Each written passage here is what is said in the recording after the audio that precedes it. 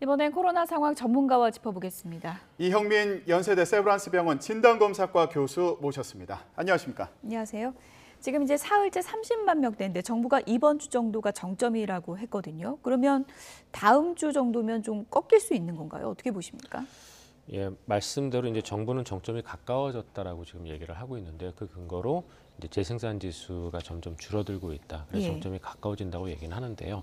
문제는 지금 우리나라가 그동안 코로나19 이 대유행을 겪으면서 그동안 방역 조치를 계속 완화해 왔었거든요. 그러니까 이게 코로나19가 감소하는 감소 추세에 완화한 게 아니라 증가 추세에 완화를 하다 보니까 이런 것들이 지금 지속적으로 코로나19 확산에 좀 영향을 주고 있었습니다. 그래서 언제가 정점일지는 사실은 조금 예측이 어렵다라고 저는 생각을 합니다. 그래서 일단 이번 주까지는 증가할 거는 확실해 보이는데 이게 그 다음 주에도 이어질지 아니면 그 다음 주부터 감소세로 이어질지에 대해서는 아마 이번 주 상황을 저희가 지켜봐야 알 수 있을 것 같습니다. 네. 이게 언제가 정점이냐 이걸 따지는 것도 중요한데 위중증 환자나 사망자 숫자도 그러니까요. 지금 예. 많이 나오고 있는 상황인 거죠? 예, 맞습니다. 지금 어제 같은 경우에 위중증 환자가 1,158명까지 이제 증가한 상황이고요. 그다음에 사망자 숫자는 이제 200명. 이 됐습니다. 근데 이 위중증 환자도 굉장히 중요하지만 이제 사망자 숫자가 굉장히 중요한 게 예. 저희가 이 오미크론 대유행을 겪으면서 2월 1주부터 3월 1주까지의 주중에 생기는 하루에 생기는 이제 사망자 숫자를 비교를 해보면요. 2월 1주에는 하루에 보통 30분 정도가 돌아가셨거든요. 예. 그런데 이제 2월 중순쯤에는 한 77분 정도로 거의 2.5배 정도 증가를 했다가 지난주 같은 경우에는 지금 하루에 205분이 돌아가시고 계시거든요. 거의 지금 7배 가깝게 지금 증가를 한 상황인데 문제는 이러한 사망자의 숫자는 정점에 다다른다고 바로 줄어들지 않습니다.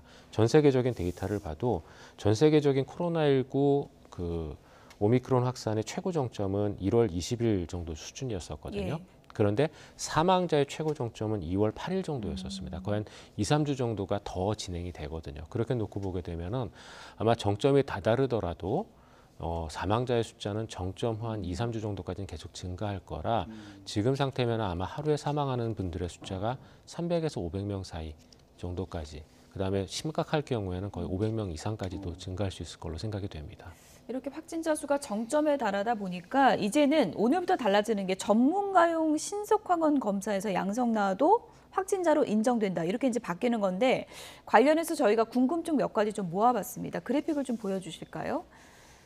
네, 전문가용 신속항원 검사 양성이 확진인데 선별 진료소에서도 또 이 신속항원 검사 받을 수 있잖아요. 여기서 양성 나와도 확진자 이렇게 분류가 되는 건가요?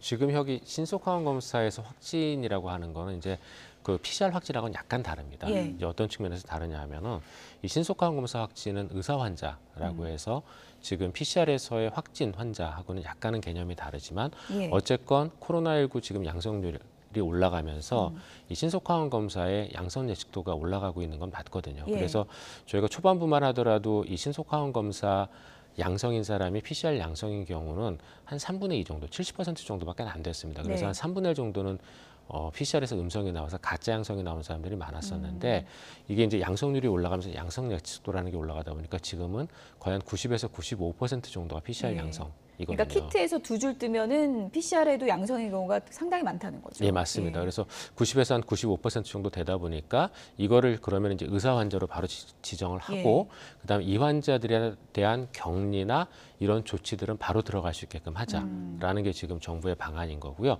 다만 여기에서 얘기하는 이 신속항원 검사는 그 호흡기 전담 클리닉하고 예. 그다음에 의료기관에서 시행하는 전문가용 신속항원 검사를 얘기를 합니다.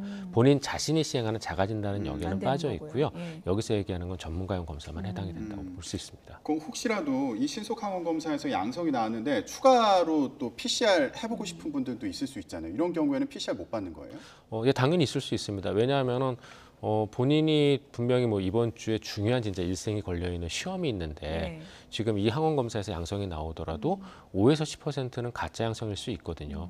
그러면 본인의 일생의 분기점이 될 어떤 그러한 행사 자체를 못 받을 수가 있기 때문에 이런 경우에는 의사의 소견에 따라 PCR을 받을 수 있게끔 열어져 있기는 합니다. 네, 신속 항원 검사 관련 다음 궁금증도 확인해 보도록 하겠습니다. 그래픽으로 내용을 좀 확인해 볼게요.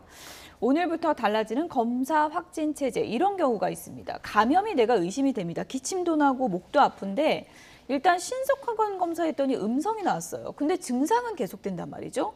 그런 경우에는 어떻게 해야 되나요? 다음 날 바로 다시 검사를 받는 게 나을까요? 여기에 대해서도 저희가 조금 고민이 필요한데요. 말씀드렸던 것처럼 양성률이 올라가면서 양성 예측도도 같이 올라갔기 때문에 저희가 이제 신속항원 검사를 의사 환자로 이렇게 분류를 해서 하기 시작을 했는데, 문제는 이렇게 양성률이 올라가면 음성 예측도는 또 내려갑니다. 그래서 저희가 신속항원 검사나 자가진단에서 음성인 사람들 중에 실제로 가짜 음성인 사람들도 더 많아지게 되거든요. 예. 그래서 지금 이런 분들 같은 경우에 있어서는 저희가 이제 주의가 필요한데요. 다만 한 가지 중요한 거는 증상이 나타난 시점이면은 대부분 신속항원 검사에서도 양성이 나올 가능성이 한 70에서 90% 정도는 됩니다. 자가로 해도 그런가요?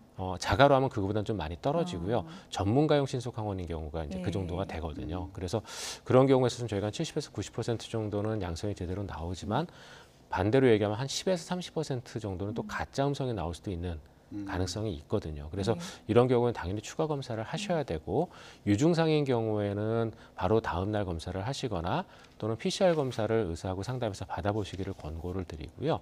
만약에 이 신속항원 검사가 의료기관에서 하지 않은 본인이 시행했던 검사였으면 이때는 위음성의 가능성이 훨씬 더 높거든요. 그래서 그런 경우에 있어서는 저희가 보통은 한 3일 정도 단위로 계속 반복 검사를 하도록 얘기는 드리고 있습니다. 하지만 워낙 그 자가진단 검사의 정확도, 특히 지금 같은 상황 양성률이 높을 때 자가진단의 음성 예측도는 많이 낮아진 편이기 때문에 주의가 예. 필요합니다. 교수님, 근데 궁금한 게 많은 분들이 최근에 감기 증상 있는 분들 주변에 많거든요. 근데 감기랑 오미크론이랑 헷갈리잖아요. 그래서 어떤 증상의 특이점을 가졌을 때 오미크론 의심을 하게 될까요? 사실 저희가 감기라고 부르는 것 자체가 굉장히 다양한 바이러스에 의한 감염을 얘기하고요. 거기에는 코로나 바이러스도 포함이 되어 있습니다. 그렇기 때문에 저희가 두 개의 질병이 유사한 증상을 보이는 건 어떻게 보면 당연한 일인데요. 네.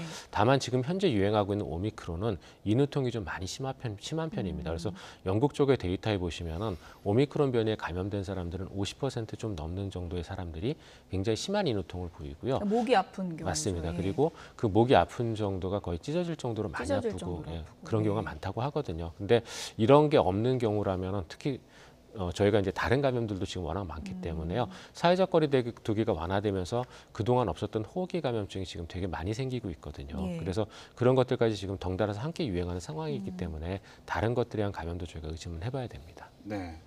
자, 저희가 지금 달라지는 검사 체계와 관련한 얘기를 하고 있는데요. 다음 궁금증 보여주시죠. 네, 전문가 신속항원 검사를 했는데 양성이 나오면 그러면 이 먹는 치료제도 바로 처방을 받을 수 있는 건지, 아니면 연령대에 따라서 다른 건지 어떻습니까? 말씀드린 연령대에 따라서 좀 다른데요. 60대 이상인 경우는 이 신속항원 검사, 전문가용 신속항원 검사 양성이면 바로 팍스로비드 처방이 가능하고요. 예. 40대하고 50대의 기저질환자의 경우에 있어서는 PCR을 받고 나서 처방을 받을 수 있게끔 되어 있습니다. 근데 이제 이렇게 된 이유가 저희가 이 PCR 검사 역량이 지금 워낙 많이 사용되다 보니까 지금 PCR 검사로 확진을 하는 데서 시간이 아무래도 하루에서 이틀 정도가 지금 더 걸립니다. 그런데 신속항원 검사 양성이면은 이미 이 환자는 어느 정도 진행이 되어 있는 상황일 가능성이 많거든요. 이게 왜 그러냐면은 저희가 PCR 양성인 사람이 신속항원 검사 양성까지 전환되는데 걸리는 시간을 보통 3일 잡습니다. 그러니까 PCR 양성이 되면 그다음에 3일 뒤에 신속항원 양성이 되다 보니까 이 검사의 양성이면은 이미 어느 정도 진행이 됐다고 보고 팍스로비드 처방이 아주 신속하게 이루어져야 되는 그런 상황이 되는 거거든요. 그러다 보니까 아주 고위험군인 60대 이상의 경우에 있어서 이제 바로 약을 드리는 거고, 40대, 50대 같은 경우는 그래도 PCR로 한번 확인해보고 약을 드리는 거라고 보시면 될 것 같습니다. 그리고 또 한 가지 좀 우려가 되는 부분이, 이제 학생과 교직원 같은 경우에는 가족 중에 확진자가 있어도 그냥 학교 갈 수 있는 거잖아요. 지금 아직 확진자 수가 늘어나는 추세라서 좀 우려하는 분들 많더라고요. 이건 당연히 우려할 수밖에 없는 거고요.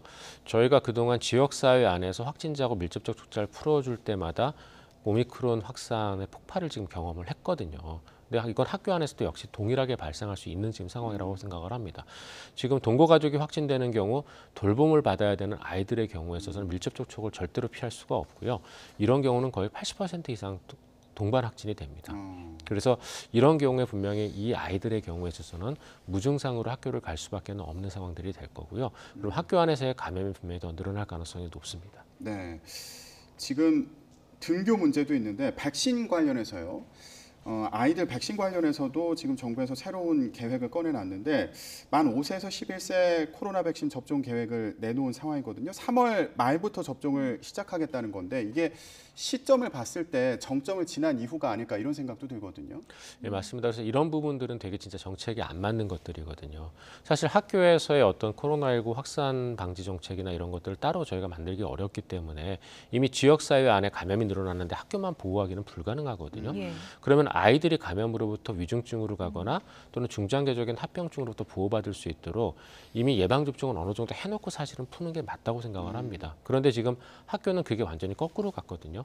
오미크론이 이미 확산이 다 돼 있고 학교 안에서의 어떤 확산 방지나 이런 것들도 어려운 상황에서 예방접종이 시행되지 않았기 때문에 이미 많은 아이들이 감염이 되고 있습니다. 물론 이런 오미크론 변이에서는 예방접종에 의한 보호 효과는 많이 떨어진다 하더라도 위중증으로 가는 효과는 여전히 아이들도 남아있는 상황이고 그다음에 해외에서의 주로 자료들을 보게 되면은 아이들의 어떤 중장기 합병증 같은 경우에도 예방접종을 받은 군에서는 비교적 적을 수 있다라는 그런 보도들도 일부 있거든요. 그래서 이런 것들을 여러 가지를 고려했을 때 사실 아이들에서 예방접종도 원하는 사람들은 맞을 수 있게끔 하고 그러고 나서 학교에서의 방역을 해지를 했었어야 되는데 이런 부분들은 정책적으로 우선순위가 좀 많이 바뀌었다고 생각을 합니다. 예.